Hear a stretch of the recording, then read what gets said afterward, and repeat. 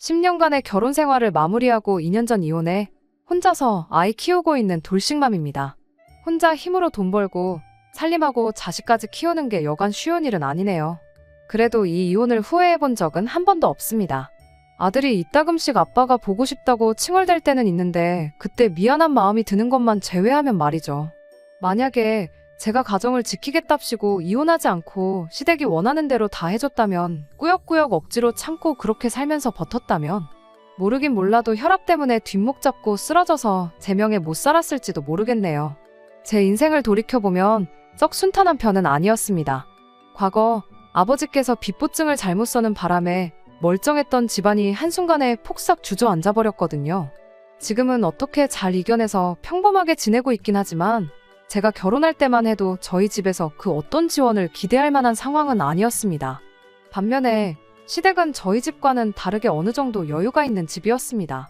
남편 아래로 저랑 나이차가 얼마 나지 않는 신우가 있는데 한참 사회생활 해야 할 나이임에도 집에서 놀고 먹고 있었고, 하고 싶은 공부가 있다고 해서 시부모님이 선뜻 당신들 돈으로 유학을 보내주는데, 그것만 봐도 저희 집과 비교해서 많이 여유가 있는 집이구나 하는 생각이 들어서 부럽기도 했었죠. 하지만 그런 넉넉한 형편에도 불구하고 시댁에서는 저희에게 그 어떤 지원도 해주지 않았습니다. 거기에는 이유가 따로 있었어요. 시어머니는 저희가 돈이 없으면 없는 대로 시댁에 들어와 당신들 모시고 살 것이라 생각했던 거였죠. 시어머니가 간과하고 있었던 건 제가 모아놓은 돈이 어느 정도 있었다는 사실이었습니다. 애초에 저도 집에서 아무런 지원을 받지 못하는데 시댁에서 아무 지원을 안 해준다고 해서 그게 섭섭한 상황은 아니었거든요. 비록 남편이 당시 모아놓은 돈이 그동안 제가 모아놓은 돈과 비교했을 때 보잘것없이 초라한 액수긴 했지만, 애초에 시댁 지원이 없다고 해서 결혼을 포기할 생각이었다면 남편의 청혼부터 거절했었을 겁니다. 당장 모아놓은 돈이 얼마 차이 나는 것보다 같이 꾸려나갈 미래가 더 중요하다고 생각했던 저였거든요. 그리고 돈이 아무리 없다고 해서 시댁에 들어가 빌부터 살 생각은 더더욱 없었고 말이죠. 그래서 결국 시댁에 들어와 살라는 시어머니의 제안을 거절하고 저희들이 모아놓은 것만 가지고 결혼식을 올리게 되었습니다. 제가 모아놓은 돈에다 대출을 더 받아서 전세로 신혼집을 구했어요. 남편이 모아놓은 돈을 가지고는 혼수를 마련했습니다. 다행히 결혼식 비용은 축의금 들어온 걸로 대충 다 처리할 수 있었어요.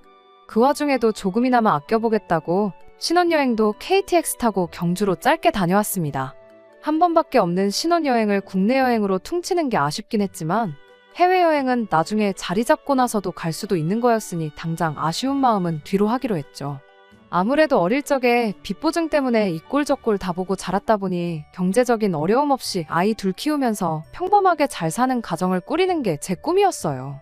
경제적으로 안정감을 갖기 위해선 무엇보다 자가로 집을 가지고 있는 게 중요하다 생각했고요.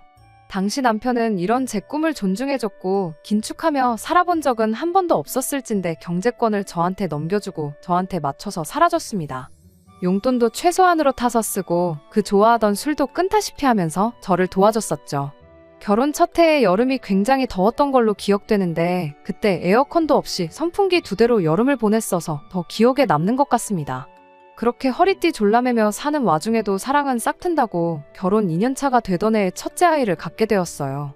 자녀 계획이 없었던 게 아니다 보니 조금 이른감이 있었지만 이렇게 된 거 잘 키워보자고 했어요. 하지만 또 팔자 편하게 애 키우겠다고 제가 집에서 쉴 상황은 아니었다 보니 앞으로 어떻게 해야 할지가 정말 막막했습니다. 그러던 와중에 저희 친정이 빚도 다 갚아내고 조금씩 여유가 생기기 시작했어요. 집안 형편 때문에 제가 가고 싶던 대학도 포기했던 게 결혼할 때 한 푼도 못 보태줬던 게 평생 마음의 짐이었다며 친정어머니께서 조리원 비용도 내주셨고 아이도 대신 돌봐주시겠다고 해주셨습니다. 그 덕에 저는 딱 2달 몸 추스르고 복직해서 맞벌이 생활을 이어갈 수 있었습니다. 그때가 한참 돈 모으는데 속도가 붙기 시작한 와중이었거든요. 그런데 아이 생겼다고 애 키워야 한다고 제가 덜컥 회사를 그만둬버리면 앞으로 돈을 모으기는커녕 여태껏 애써 모아놓은 돈까지 전부 까먹겠다 싶은 상황이었거든요. 그런데 저희 어머니께서 이렇게 선뜻 아이를 봐주시겠다 하니 정말 천만다행이다 싶었고 그 감사함은 이루 말할 수가 없었습니다. 하지만 그러던 와중 시어머니의 불만이 날이 갈수록 심해져 갔어요. 매일 친정어머니가 아이 봐주러 저희 집에 들락거리는 게 거슬렸던 거였죠. 그걸 가지고 제가 친정하고 시댁을 두고 차별을 하고 있다며 아주 난리가 난 거예요. 그런 시어머니의 반응이 참 황당하고 어이가 없었죠. 제가 저희 집에 오겠다는 시어머니를 오지 말라고 막은 적이 있던 것도 아니었거든요. 애초에 저희 결혼할 당시에 시댁 들어와서 살라는 걸 거절하고 알아서 집 구해서 결혼식을 올린 걸 두고 아주 부모를 우습게 보는 자식들은 필요 없다고 니들 마음대로 하고 살라고 하시며 저희 신혼집 집들이도 안 오셨던 분이세요. 우리 아이가 태어났을 때도 축하는커녕 이참에 직장 그만두고 집에서 애나 키우라고 하셨던 분이죠. 그런 분이 저를 두고 친정만 편애하고 시댁을 배척한다고 하고 있으니 뭐라 할 말이 없더군요. 그렇다고 저희가 시댁을 찾아가지 않았던 것도 아니었어요. 언제까지 사이 나쁘게 지낼 수는 없으니 매달 한 번씩은 꼭 찾아뵙고 그랬었죠. 저희가 찾아간다고 해서 저희를 버선발로 마중을 나오신다거나 하는 것도 아니었습니다. 허리가 아프네, 몸이 쑤시네 하면서 밀어놓은 집안일을 저에게 눈치 주면서 시키기가 일쑤였고 저희는 한푼이 아쉬워 아끼고 있는 와중인데 그걸 알고 있으면서도 이게 먹고 싶네, 저게 먹고 싶네 하면서 저희들 데리고 외식 나가 한 번에 20만 원, 30만 원씩 쓰게 만드는 게 일이었죠.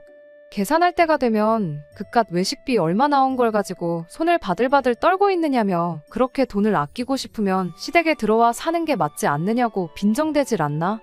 저보고는 사돈 다 늙어서 애나 돌보게 만들고 개고생을 시키고 있다며. 불효가 다른 걸 두고 불효라고 말하는 게 아니고 너가 하는 짓을 두고 불효라고 하는 거라고 악담을 퍼붓기도 하셨습니다. 이참에 회사 그만두고 애도 직접 키우고 시댁 들어와 살면서 돈도 아끼고 살림하면서 효도나 하라고 하는데 말도 안 되는 소리였죠. 친정어머니 고생시키고 있던 건 틀린 말은 아니지만 그 고생은 저희 어머니가 하고 계셨는데 왜 저희가 시댁에 들어가서 시어머니한테 효도를 해야 한다고 하는 건지. 그런 앞뒤가 맞지 않는 소리를 하면서 계속 합가를 하자고 나오는데 그게 솔직히 너무 부담스러웠습니다. 제 나름대로 이런 시어머니의 악담은 한 귀로 듣고 한 귀로 흘려보내며 싹 다 무시하려고 노력했어요. 잊을만 하면 전화해서 저한테 잔소리를 해댔고 저희가 시댁에 직접 찾아뵙는 날이면 그때는 아예 얼굴 보는 앞에서 대놓고 갑질을 하고 그랬지만 언젠간 좋은 날이 오겠지 하고 생각하며 속으로 꾹꾹 눌러 참고 애써 무시했습니다. 시어머니가 저렇게 악담을 쏟아내는 와중에도 어머니라고 해서 찍소리도 못하고 멀뚱히 있는 남편이 원망스러울 때도 있었어요. 하지만 최대한 그런 남편의 심정도 이해해주려고 노력했습니다. 남편은 그래도 자식인데 언젠간 시어머니가 경제적으로 우리한테 도움을 줄 때가 있지 않겠냐 그런 생각을 가지고 있었거든요. 그러니 남편은 남편 나름대로 최대한 시어머니 심기를 거스를 만한 행동은 하지 않으려고 나름대로 눈치를 보고 있던 거였죠. 저는 시댁 재산에 눈꼽만치도 관심이 없었어요. 여태 아무 지원 안 받고도 잘 살았는데 이제 와서 얼마 지원받는다고 해서 우리 인생이 크게 달라지겠다는 생각이 들지는 않았거든요. 남편 딴에는 자기가 결혼할 때 저보다 돈을 조금 해온 게 마음에 걸려서 그랬던 거라고 하지만 그깟 돈 얼마보다 중간 역할이나 잘해줬으면 더 좋았겠다 싶을 때가 한두 번이 아니었습니다. 고부간의 갈등이 이혼 사유가 된다는 것 또한 진작부터 알고 있었지만 그때 당시에는 남편과 별다른 문제도 없었고 아이도 무럭무럭 잘 크고 있던 시기라 이혼 생각은 해본 적도 없었어요. 아이를 봐주시는 것 때문에 친정어머니가 매일같이 저희 집에 오셨었는데 남편은 최대한 불편한 내색 한 번 하지 않았고 제가 시달리는 만큼 저희 어머니한테 잘했거든요. 그랬기에 시어머니가 전화로 듣기 싫은 말 하는 거 사람 앞에 앉혀놓고 대놓고 악담하는 것쯤이야 그냥 저 하나만 참고 넘어가면 끝나는 거다. 시어머니랑 같이 살 것도 아닌데 그것 때문에 이혼까지 하냐 그런 식으로 생각했었습니다.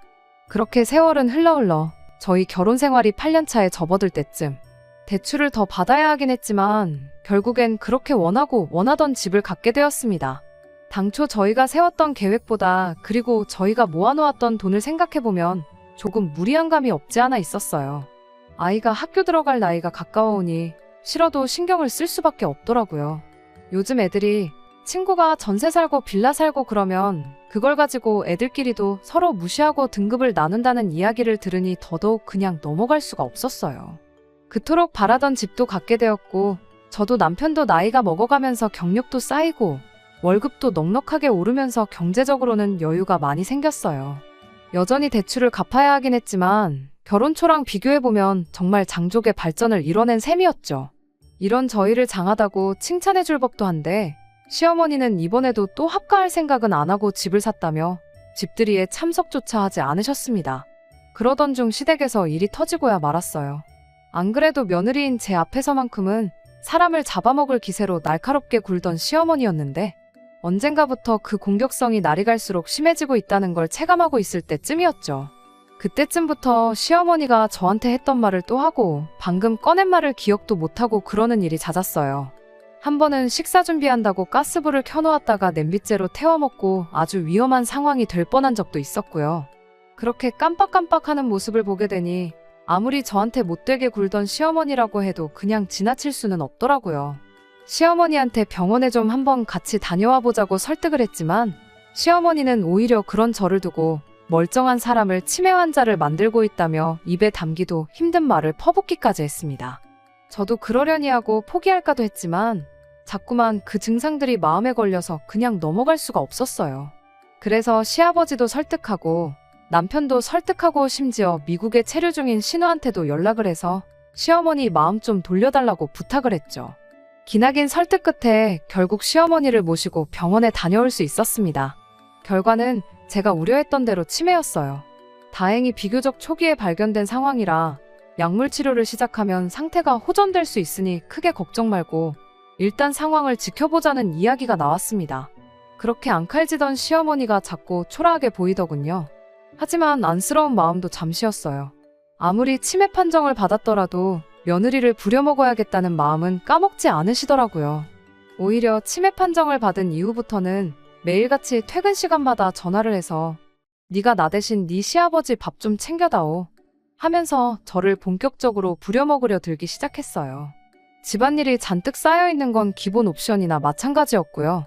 치매라는 병이 정말 신이라는 게 존재하는가 싶을 정도로 무섭고 슬픈 병이잖아요. 그동안 제대로 된 며느리 대접 한 번 받아본 적 없었지만 그래도 시어머니가 정말 딱하다는 생각뿐이었어요. 남편도 엄청 우울해했고요. 저한테 상황이 상황인 만큼 시댁 좀 신경 써달라고 부탁을 해왔습니다.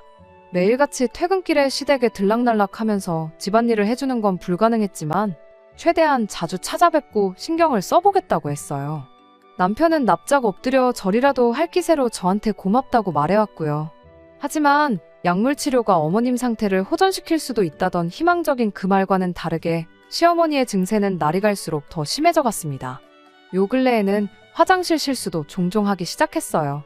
그간 매일같이는 아니더라도 제가 꼭 주에 한 번은 퇴근길에 시댁에 들러 밀린 집안일도 해놓고 가고 그랬었는데 이젠 화장실 실수까지 하게 되니 제가 일주일에 한 번 오는 걸 가지고는 어떻게 손쓸 방도가 없었어요. 시부모님이 경제적으로 여유가 없는 분들도 아닌데 왜 간병인 부를 생각은 하지도 않고 저한테 다 떠넘기는지 싶었죠.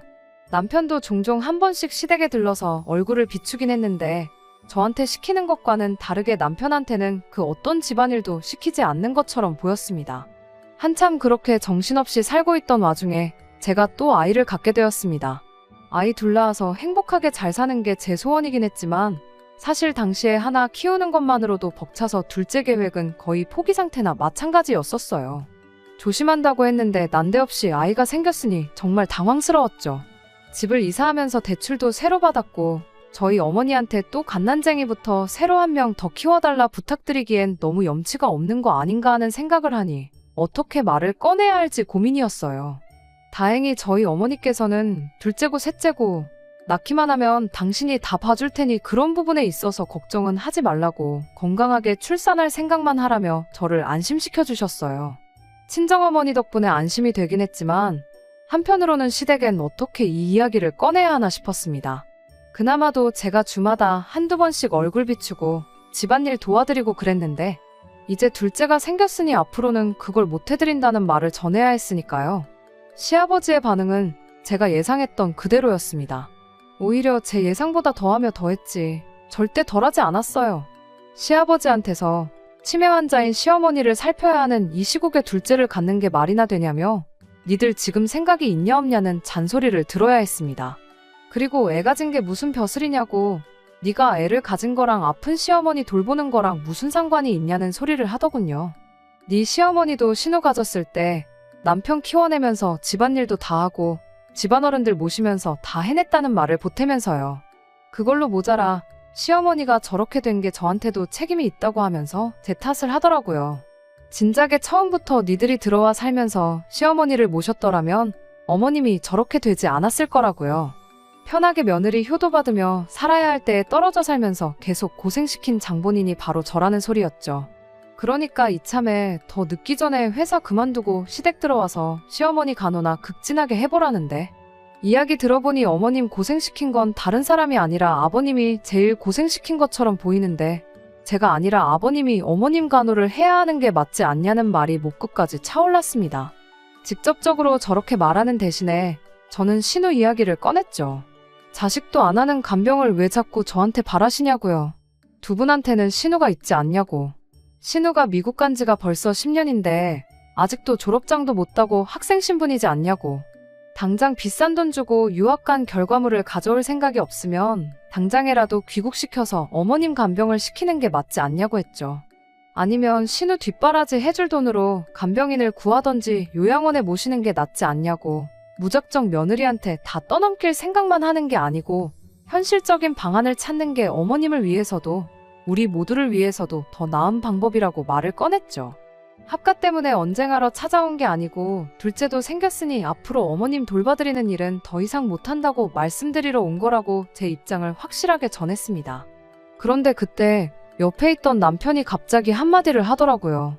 이제 10년 만에 드디어 내 남편이 중간 역할이란 걸 하는구나 싶어서 감동스럽기까지 했는데, 남편이 난데없이 목에 핏대를 세워가며 너 지금 말 다 했냐고 하면서 저에게 화를 내기 시작했습니다. 말을 다 하긴 내가 무슨 말을 했다고 이러냐 따지니 제가 요양원 이야기를 꺼낸 걸 가지고 트집을 잡더라고요. 그동안 착한 척은 다 하더니 뒤로는 어머니 요양원 보낼 생각을 하고 있었냐고요.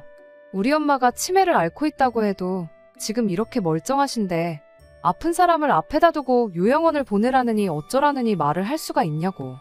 치매 걸린 사람이 우리 엄마가 아니라 장모님이었으면 네가 요양원 이야기나 꺼냈을 거냐며 저한테 성질을 부리는 거예요. 그때의 기분은 정말이지 그 어떤 말로도 표현을 할 수가 없습니다. 여태껏 이악 물고 버텨온 세상이 무너지는 기분이었죠. 저는 마음을 다잡고 남편한테 대답했어요. 치매 걸린 게 시어머니가 아니라 우리 엄마였다면 당연히 내가 모셨을 거라고요. 다른 이유가 있는 게 아니고 내가 자식이니까 모셨을 거라고. 당신 말대로 어머님이 멀쩡하다고 생각되면 나 말고 당신이 모시면 되는 거 아니냐고 했더니 불과 몇 초 전까지만 해도 목에 핏줄을 벌겋게 세워서 있는 대로 소리를 떵떵 치던 사람이 기어들어가는 목소리로 자긴 남자라서 그런 거 못하는 거 알지 않느냐고 찌질하게 대답을 하더군요. 그 말을 들으니 내가 무슨 부귀영화를 누리겠다고 시어머니 갑질을 견뎌내며 바쁜 시간이나마 쪼개가면서 시댁에 최선을 다했는지 싶더군요. 그래서 내가 말하지 않았느냐고, 남자라서 못하는 거면 미국에 있는 당신 동생 불러다가 간병을 시키면 되는 거 아니냐고 다시 따졌습니다. 막말로 신우가 미국에 직장이 있는 것도 아니고 가정을 꾸려서 거기서 살고 있는 것도 아닌데다가 뭐 박사학위 딴다고 논문 준비하는 것도 아니고 학부 졸업장도 못 따서 허덕이고 있는데 이미 실패한 유학을 포기시키는 게 뭐가 어렵냐고 했어요. 그냥 신우 유학 포기시키고 어머님 간병하라고 하고 시댁 전 재산 신우한테 물려주면 해결되는 거 아니냐고 자리에서 일어났죠. 그날 이후로는 남편도 자존심 때문에 저한테 사과하기가 싫었던 건지 말 한마디 걸지도 않고 집에서 저를 피하더군요. 불편한 걸 떠나서 엄마 아빠가 이렇게 사이 나쁘게 지내는 모습 보여주는 게 교육상 안 좋을 것 같아서 어떻게 풀어보려고 노력했어요. 하지만 남편은 시어머니 모시고 사는 방법 외에는 자기랑 풀 방법이 없다며 끝까지 똥꼬집을 부리더군요. 그래서 저도 그냥 포기해버렸어요. 그렇게 냉전 상태로 몇 주 지났을 때쯤 신우한테서 연락이 왔어요. 이젠 신우까지 나서서 무슨 소리를 하려나 싶었는데 한다는 소리가 이 상황에 둘째를 갖는 건 말도 안 되는 거라며 자기가 수술 비용이며 그런 거 다 내줄 테니 아이를 포기하라는 말을 꺼내왔습니다. 대본에 저는 너 지금 말 다 했냐? 미치지 않고서 사람이 어떻게 그런 말을 하냐 하면서 네 엄마 간병해달라고 지금 내 자식을 포기하라고 하는 거냐고 저도 세게 한마디 했죠. 된통 저한테 말로 두드려 맞은 신우가 지 오빠한테 일러바치기라도 했는지 퇴근해온 남편이 얼굴이 울그락불그락해서 저한테 시비를 걸어왔습니다. 남편은 내 동생이 뭐 틀린 말 했냐고, 엄마가 저런데 우리끼리 행복하게 사는 게 말이나 되냐면서 말도 안 되는 억지를 부리더라고요. 싸움이 커지면서 한참 감정이 격해지는 가운데 배를 찌르는 듯한 통증이 느껴졌고 저는 갑자기 하혈을 하게 되었어요. 마무리도 짓지 못한 채 급하게 병원으로 가야 했죠.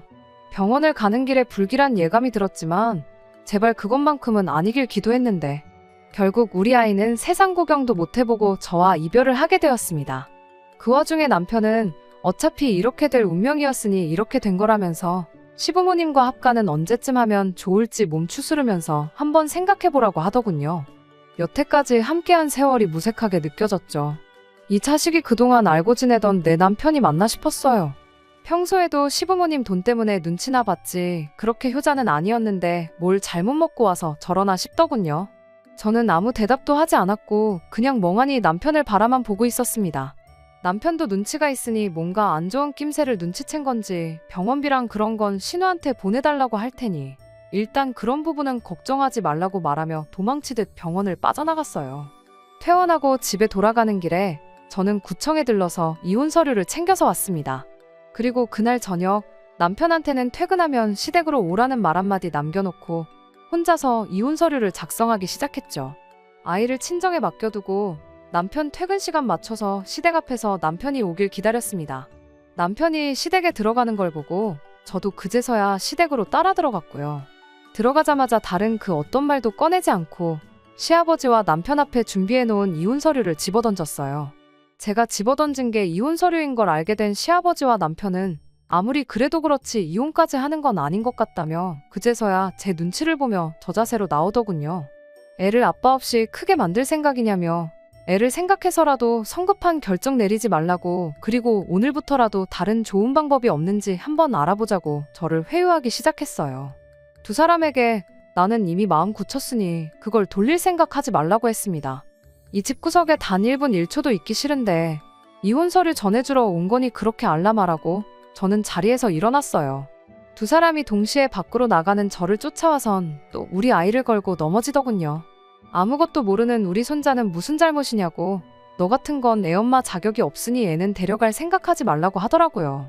애 보고 살고 싶으면 이혼은 없던 걸로 하라고 겁을 주는데 사실 양육권을 포기하고픈 마음은 눈꼽만치도 없었지만 괜히 아이 때문에 망설이는 모습을 보여줬다간 그걸 빌미로 주도권을 넘겨주게 될까봐 알겠다 말하고 양육권은 포기할 테니 우리 아이 훌륭하게 잘 키워달라고 대답했죠. 제가 강하게 나오니 시아버지가 애를 엄마 없이 어떻게 키우냐며 어버버버거리고 있고 남편도 악에 받쳐서는 나는 절대 이혼만큼은 해줄 생각이 없다며 저 보는 앞에서 이혼 서류를 갈기갈기 찢어버리면서 맞불을 놓더군요. 그런 남편에게 협의 이혼을 할 생각이 없는 것 같은데 그럼 나도 어쩔 수 없겠다고 날 박는 대로 변호사 선임해서 법대로 해야겠으니 한번 갈 때까지 가보자고 했죠. 대신 법대로 하는 만큼 미국에 있는 신우를 포함해 당신 식구들 전부에게 위자료도 제대로 청구할 테니 그건 그렇게 알라고 엄포를 놓았습니다. 남편도 생각해보니 승산이 없는 싸움이란 걸 깨달았는지 바로 다음날 이혼 서류를 작성해서 보내왔어요. 결국 양육권도 제가 갖기로 했고 이혼도 하게 되었습니다. 다행히 진흙탕 싸움으로 번지지는 않았고 원만한 협의를 할 수 있었어요. 결혼할 때 제가 가져온 돈도 더 많았고 아이가 앞으로 자람에 있어서 양육비 문제도 있었으니 집은 대출 남아있는 그대로 제가 갖기로 했고 남편은 몸만 나가는 걸로 합의를 봤습니다.